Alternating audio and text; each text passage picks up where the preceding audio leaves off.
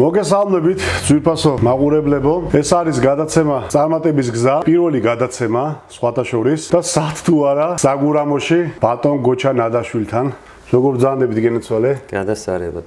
კაპრანჭას არ დავიწყებ, თქვენობით არ გვინა. იმიტომ რომ ჩვენ მეგობრები ვართ და ალბათ გაგიკვირდებათ ეს პურის ნაჭერი რატომ ეჭირავს თელს. საგურამოში ყველაზე მაგარი თონე აქვს გოჩას და აი გულზე ხელი შემილია დავიდო და ისე გითხრათ რომ მართლა ესეთი ამბავია და ეხლაც ძლივს მოვიცარეთ რომ აი ესე გადარბენის რეჟიმში რომ ჩავწეროთ თქო რაღაც პატარა ვიდეო დავდეთ TikTok-ზე. მეგობრებო, ეხლა მაგარ ადგილას ვარ მოსული. სულ მაინტერესებდა როგორ ეკრობოდა შოთი. რავალს გახარებული ჯანმრთელი და ბედნიერი Facebook-ზე და ძალიან დიდი გამოხმაურება მოყვა ამ ყველაფერს და მე მგონი რომ იმსახურებს ეს კაცი რომ YouTube-ზეც იყოს, Facebook-ზეც იყოს და კიდევ უფრო მეტმა ადამიანმა გაიგოს მის შესახებ. გამოიწერეთ არხი, დაალაიქეთ ვიდეო, დააკომენტარეთ, რა თქმა უნდა, თქვენი კომენტარები მნიშვნელოვანია. ნელა დავიწყოთ ხო გოჩა? დავიწყოთ. როგორ ახლა განწყობა როგორი? ცოტა დაღლილი ალბათ, მაგრამ დაღლილი ახლა. ზაგარი სუგა გასთავრე რუჯი თონის საბორში. კი ბატონო. მოდი, რადგან გადაცემას ქვია წარმატების გზა, შენი წარმატების საიდუმლო რაშია? წარმატების საიდუმლოც არ არის. ხარისხი, ხო, აუცილებლად და ძველი ტრადიციები. საერთოდ კახურ თონეს მით უმეტეს, კახური პური, ხელით მოზელილი, თიხაში. და ეს არის ხარისხი, მთავარი ხარისხია. ხარისხი თუ მუშაობ, ყოველთვის იქნება წარმატებული. არა რაოდენობაზე, არამედ ხარისხზე. ყველაზე მადლიანი ამბავი ადამიანის დაპურება და ბავშვობიდან გურა მიდრეკილება ამ ყველაფერს ან პროფესია? პროფესიით ჟურნალისტი. ბავშვობიდან არა მქონდა, მაგრამ ოჯახიდან გამომდინარე, დედა იყო ონკოლოგი ავადმყოფი, თონეში ვეღარ აცხობდა და დავიწყე ჩუმად. მაინც კახეთში ცოტა პრობლემა, კაცი და თონე პრობლემაა. და ამიტომ ღამე განათებებზე ვაცხობდი ღამე სახლში პურს. მერე გაჭირვება, ცხოვრება და იძულებული გავხდი თონეში და თონეში სხვათა შორის არა ვარ უკმაყოფილი. და კახეთიდან აქ როგორ მოხვდი? ეს დიდი ისტორია. ზუსტად. კახეთიდან კორონობის პერიოდში დაიკეტა, მე მუშაობდი ლოტკინზე, შევარდნაძე გარდენიას პირდაპირ. ივერიაში და რესტორანში დარბაზებია და მე კორონობის დროს კახეთი იყო მწვანე ზონა, რო დავამთავრე სმენა, წავედი და უკან ვეღარ დავბრუნდი. იმიტომ რომ აღარ უშვებდნენ უკან. ფაქტურად დავრჩი სახლში და უმუშევარი. მე ახლობელმა მითხრა რომ საგურამოში გავაკეთე თონეო და მოდი წადი იქო. თავიდანვე უარი ვთქვი, იმიტომ რომ ხა თბილისში მუშაობდი და მაინც ასე თუ ისე მე ზოგადად მეძნელება ადგილის შეცვლა. იმდენად მიჩვეული ვიყავ იმ გარემოს რომ ახლა ახალ ხელახლა ის უკვე ცოტა პრობლემაა. ძალა უნებურად წამოვედი და წამოვედი. დავრჩი. დავრჩი. სლობოდი სახეები რომ მოდიან ხოლმე, აქ და გსტუმრობენ ხოლმე ხშირად, როგორ მოახერხე ეგ ამბავი? ხშირად არა, ძალიან ბევრი. ახლა საგურამო ცნობილია. ხო. არა, ხო შეიძლება დავუშვათ სხვადასხვა ადგილებში დადიოდნენ, მაგრამ აქ რიგები დგას ხოლმე ცნობილი ხალხის. ალბათ ხარისხის გამო, მაგას მე ვერ გეტყვი. ხა კი, ბევრს ვიცნობდი, აქ რო დამინახეს, გაუპირდათ ტელევიზიიდან გამომდინარე, მაგრამ მაინც ალბათ ერთმანეთს ეუბნებოდნენ, რომ იქ ხარისხი და ესე. და საკმაოდ ცნობილი. ხო, არა. დღის განმავლობაში ტელევიზიით რო ხედავთ, საღამოს ჩემთან ამოილიან ხოლმე. ძალიან ბევრი. ხა გაუხარდებათ რომ დაგინახავენ. ჩემთანაც ერთსული მქონე პატარა ვიდეოზე რა ამბავი იყო და თული მომენტები მაგის გარშე არ არსებობს ხოლმე და დაუშვათ რაღაცა დაბრკოლება ასე შემდეგ ხوارი ხდება. დაბრკოლება ამ ჩემს საქმიანობაში? ისედაც ზოგადად, ახლა ზოგადად დაბრკოლება ვის არ ქონია. ბევრჯერ დავცემულ ვარ და ისევ წამოვდგარ ვარ ფეხზე. რაღაც გამოცდილებები ხონა მიიღო ადამიანმა ხო რომ წახვიდე. ხო, გამოცდილებებიც და მიიღო. მაგრამ ძირითადად თორნიკეც რა არის. თუ ხარისხი არა გაქვს, ვერც წინ ვერ წახვალ და პირიქით უფრო დაეცემი. მე ახლა მირჩევია ჩრდილში ყოფნა. ზოგადად არ მიყვარს მე ეგეთი პოპულარობა და არა, იმიტომ რომ ეგრე მგონია რომ რეკლამა უკეთდება არაჯანსაღ პროდუქტს. მე ეგრე მგონია. თლად ვერ დაგეთახმები მაგაში. რაღაცა დევს მარცვალი, არა. კი, მაგრამ იცით რა, რეკლამის garaშეც მაინც ხალხმა თვითონ უნდა მოგაგნოს. შენ არ უნდა მიხვიდე ხალხთან. ხალხი უნდა მოვიდეს, შეგაფასონ და თუ მოეწონები, აღარავინ აღარ მოგეშვება და ფაქტის აღაზია არ მოგეშვიღო. ფაქტის აღაზია თაროზე მიდღემჩი არ მაქვს პური. მიუხედავად იმისა, რომ დღეში 430 პური ცხება. თაროზე ვერ ვდებ პურს. ძირითადად დარეკვებით, შეკვეთებით. პურის გარდა კიდე ბევრი რამე ხდება აქ, პურის ცხობის გარდა. კანჭი ცხობ ვერ განგეთდება. შენ მაგაშიც რაღაცა გაქვს განსაკუთრებული. ანუ ესე იგი შენ ამბობ, რომ მაინც კახური სული დევს და კახური სული დევს რა. ეგ არის საიდუმლო ყველა პურისაც კანჭის. ხორცი ახლა კახელებისაა და შეგვედავება ნურავი, იმიტომ რომ ხორცი ვიცით. თან კარგად. და აქ რა თქმა უნდა ახლა კანცაც პატარა საიდუმლო. ხო, ნუ ინგრედიენტებს რა თქმა უნდა ეს მაგაზე გრაზია საუბარი ხა მაგას.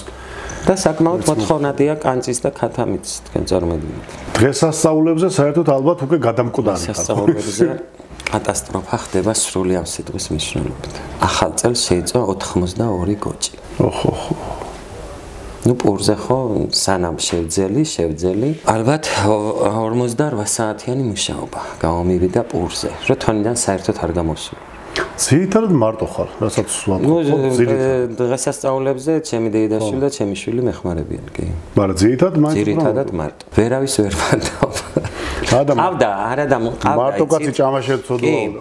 კი, და მყავდა 1-2 მცხოველი და ამხმარეც, მაგრამ ხარისხი, ჩემთვის მთავარია ხარისხი, ისე არის. შენ საქმეს სხვა ვერ გააკეთებ შენ ზოგადად სადექ თემა. არა, მესმის, მაგრამ იცი, რო გასწავლიან ხო უნდა ისწავლო. თუ არ გინდა, ესე იგი არ ახარ დაინტერესებული, უბრალოდ გინდა მარტო სარგებელი და სხვა არაფერი და მე ესე ვერ ვიმუშავებ. პრიორიტეტი, რა თქმა უნდა, ხარისხი. პური მეპურე უნდა აცხოსო გამოთქმაროა, ესე იგი ტყვილაკი არ არის, ეგ ამბავია ხო? და დავდექი ბოლოს მეპურე. ყველამ ჩვენი საქმე რო ვაკეთოთ, ქვეყანაც აშენდება, ხო? კი ბატონო, კი. ეგ ამბავი არის. ეგ გახსენე ხა შვილი და ოჯახის წევრების გვერდში დგომა, რამდენად არის საჭირო ზოგადად ამ საქმიანობაში და რამდენად გიდგანა?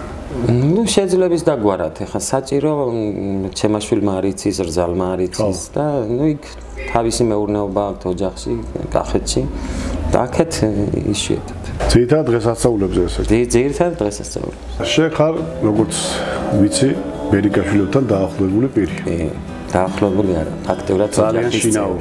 რას გაიხსენებდი? ისტორიებს, ამბებს. ისტორიები ხა სამწუხაროდ აღარც ერთი არ არის მამაშვილი, მაგრამ ისტორიები და ამბები ხო, ალბათ ამ ლეილა.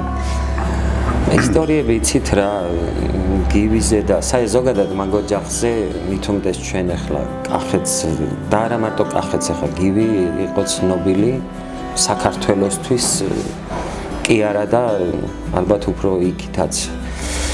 და გივი იმდენად ბრწყინვალე პიროვნება იყო, უბრალოდ ამაყივარ რომ მე ვიცნობდი ახლო თელ ოჯახს, დღესაც მანანას, ანოს, ნიკოს ბრწყინვალე ხალხს და იმდენად მიმძიმს რომ ვერ ვამბობ ამ ზურას მერე მithumedes ეს იყო უდიდესი ტრაგედია რომელიც ალბათ ღმერთმა არავის არ განაცდევინოს, იმიტომ რომ არ ვიცი ვერ ვამბობ რა საერთოდ მიჭირს მე ამ ზურასთან დაკავშირებით. როცა ცოტა რაღაცა იქნება და გადახდენილი გექნება რაღაცა კარგი ამბები რომელიც დარწმუნებული ვარ მაყურებელმა არ იცის დაუშვათ და რაღაცა მოსასმენად რო ესეთი იქნება.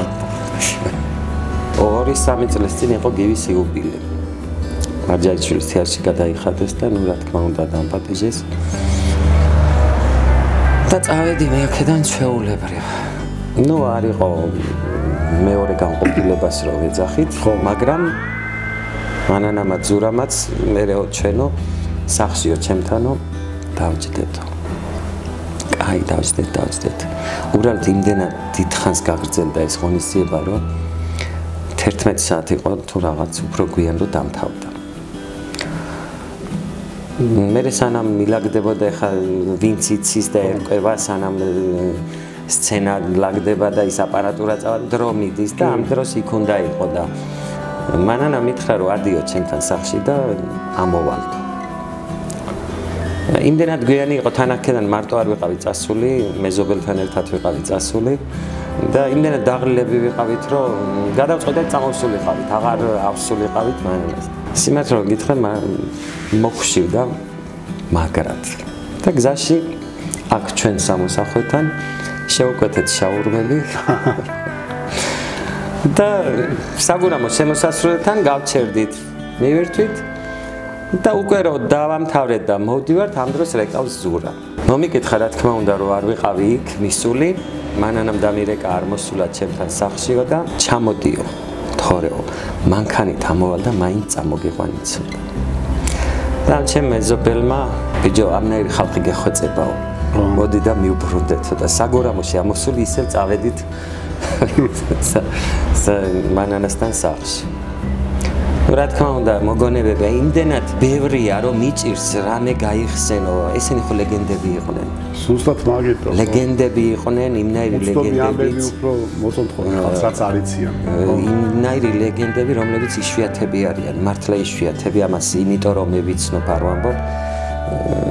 გივის გასვენებაში პატრიარქმა თქვა, რომ გივი ბერიკაშვილი ერთი იყო და ის არასდროს არ განმეორდებაო. რა თქმა უნდა.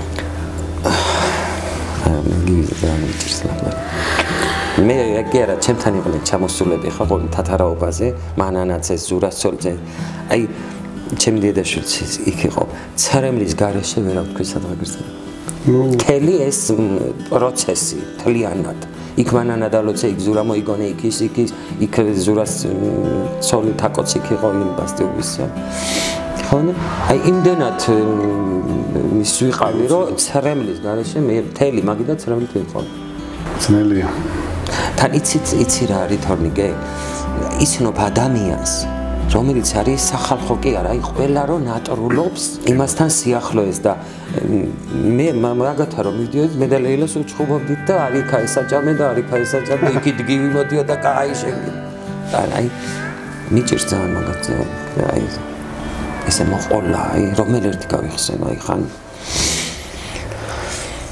აი თუ ქონია მაგალითად ესეთი სიტუაცია, რომ არის ხოლმე ესე მაგალითად რომ საერთოდ დავიღარე და მოდი შევეშვა და აღარ მინდა არ თონი არაფერი, მოდი სხვა რამე სიტუაციაში გადავიდე, ქონია ეგეთი? არა. თუ დავიღალე, დავისვენებ, დავკეტავ, წავალ სახლში, შეიძლება ერთი კვირაც, მაგრამ რომ დავანებო თავი არა. იმიტომ რომ პასუხისმგებლობა იცი რა არის თორნიკე იმდენად მაფასებს, შეიძლება ხმამაღალი ნათქვამია აქაური ხალხი და აქ ჩემი მომხმარებელი, რომ უბრალოდ არ შემიძლია რომ დავკეტო და წავიდე. ეგრე მგონია რომ ჩემზე არიან დამოკიდებული და დღესაც რომ გავიხსენი 10 დღე ვიყავი წასული და 10 კილო დავიკელიო. ერთ-ერთი მეუბნება რატომ? აიო, შემპურს რო არ ავჭამდით. დაგისვია დიეტაზე ფაქტობრივად. ხო, და ამ დროს კახური პური საერთოდ არ ასუქებს, იმიტომ რომ მშრალია და გამომშრალი პურია, არ არის ცომი. არა, შთაგონების ამბავი ხო, რომ პურს რო ჭამდა. ხო, აი ეგ არის ცომეული, მაგრამ არა. იმდენად ცოტა საფუარი უკეთდება კახურ პურს, რომ 3-4 საათი უნდა რომ მოვიდეს მზად ცომი. ხო. ისე არა, რომ ის ჩვეულებრივი პური რო იზილება და 9 საათში რო თონეშია, ეგრე არ ხდება კახური. ფილიალების ამბავს თუ ვაპირებ? არა. ფილიალებს კი არა, აქ ვერ ავდივარ ხარ. ვინ ვამუშაო? ამას ვერ აუდიხარ. ვინ ვამუშაო? ძირითად პროფესიათაც გაიხადე და შეიყვარე და ხარ ბოლომდე ამ საქმეში. თავიდან ბოლომდე ამ საქმეში. კი ბატონო. იცი ეს ხალხმაც უნდა გიბიძგოს. ხალხმაც მიბიძგა შენ წარმოიდგინე. იმდენად ხა არ მიყვარს ეგეთი ჩემ თავზე ლაპარაკი, მაგრამ ხალხი რო პატივს აქცემს და ხალხმა აგიტაცა და კმაყოფილია, ეს ძალიან დიდ და იმდენად დიდი პასუხისმგებლობაა ჩემთვის, რომ სანამ ცოცხალი ვარ, ალბათ სანამ შემიძლია ვიმუშაებ. ნუ მინიმუმ 120 წელი უნდა იცოცხლო. მე ვნახოთ ახლა რა. მე ვნახოთ, ვილაპარაკოთ ერთად. ეგეთია რა. გოჩა, მე მინდა რომ მადლობა გადაგიხადო. გესტუმრეთ და დავხვდი აქ. შეხა ჩემი სტუმარი პირველი გადაცემის და ვნახოთ აწე. ვიცი რომ კარგი ფეხი გექნება, მაგაში ეჭვი არ მეპარება. იმიტომ რომ წარმატებული ადამიანი ხარ, კარგი ადამიანი ხარ პირველ რიგში და ვნახოთ აწე როგორ წავა გადაცემის ამბები რა და შეიძლება და კიდე უფრო ბევრიც გვესაუბრა ან ნაკლები, მაგრამ ამ სიტუაციაში როგორც მოიტანა პირველ თემაში მე მგონი რაღაცნაირად პატარა ინფორმაციასაც მივაწოდეთ კიდე მეტად ადამიანებს ეს იმის ბრალიცაა რომ შენ წეგან აღნიშნე ის რომ რაღაცა ისე არ მიყვარს უფრო გამოჩენაო და რაღაცო და მაგიტო კიდე ორმაგად მადლობა რომ დამთახთი და გავაკეთე ეს ამბავი რა გაიხარე წარმატებები ისეთი წარმატებები შენ გადაცემას როგორიც მე მაქვს საგურამოში მადლობა